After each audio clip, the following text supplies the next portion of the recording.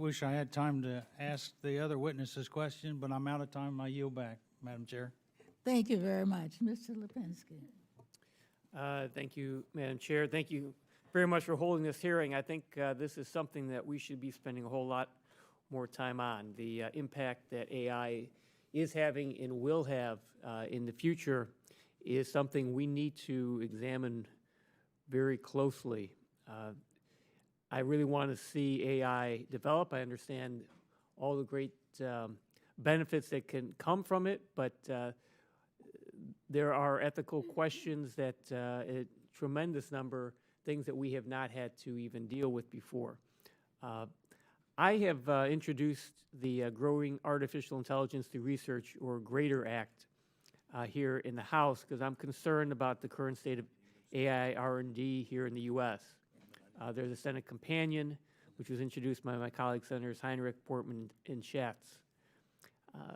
Now, I want to make sure that we do the technical research, but also have to do the research and see what we may need to do here in Congress to so that AI devices are developed consistent with our American values.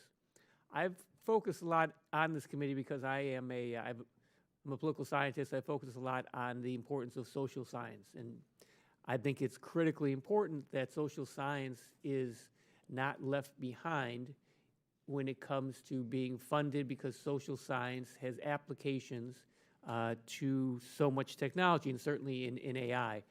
So I want to ask,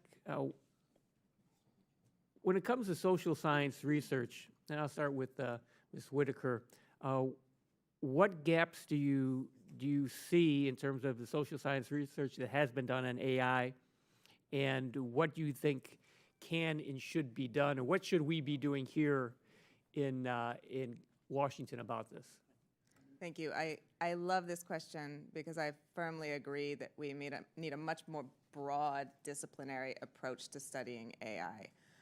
When I look at the research that has been done to date, most of the time when we talk about AI research, we're talking about technical research, and we might pin social science on at the end or other disciplinary expertise, but we are not looking at the study of AI through a multi or interdisciplinary lens. And it's really important that we do this because the technical component of AI is actually a fairly narrow piece. When you begin to deploy AI in contexts like criminal justice or hiring or education, you have a broad context with its own history, with its own legal regimes, with its own disciplinary expertise that goes back, that has a whole field of study behind it.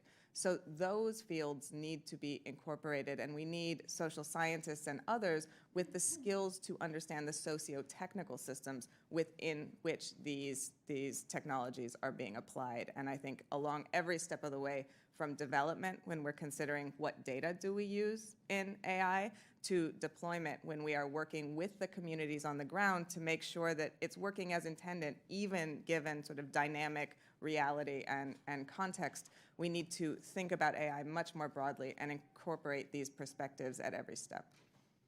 Mr. Clark? OpenAI, we recently hired our first social scientist. So that's one. We need, obviously, many more. And we wrote an essay called Why AI Safety Needs Social Scientists. And the observation there is that, along with everything Ms. Whittaker said, we should embed social scientists with technical teams on projects, because a lot of AI projects are going to become about values, and technologists are not great at understanding human values, but social scientists are and have tools to help us understand them. So my specific pitch is to have federally funded centers of excellence where you bring social scientists together with technologists to work on applied things. Thank you. Anyone else?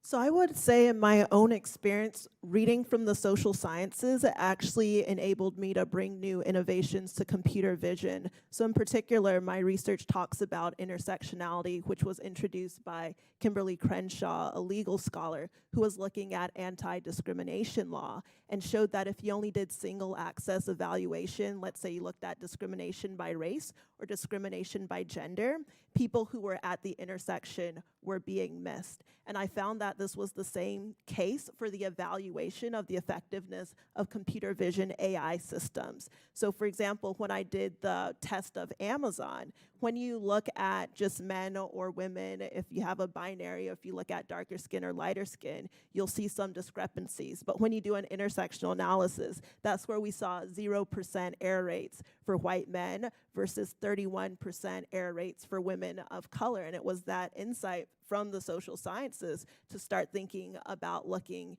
at intersectionality. And so I would posit that we not only look at social sciences being something that is a help, but is something that is integral. As a STEM scientist, I cannot speak to the gaps in social sciences, but I know from my own work that for AI technology to be truly impactful, the STEM scientists need to be deeply embedded in the application space, to work very closely with the users so that we make sure that we answer the right questions, not the questions that we want to answer as engineers. And in the biomedical space, we need to be thinking not only about social sciences, we need to be thinking about patient advocacy groups as well. Thank you very much. Dr. Babin. Thank you, Madam Chair. Thank you, witnesses, for being here today.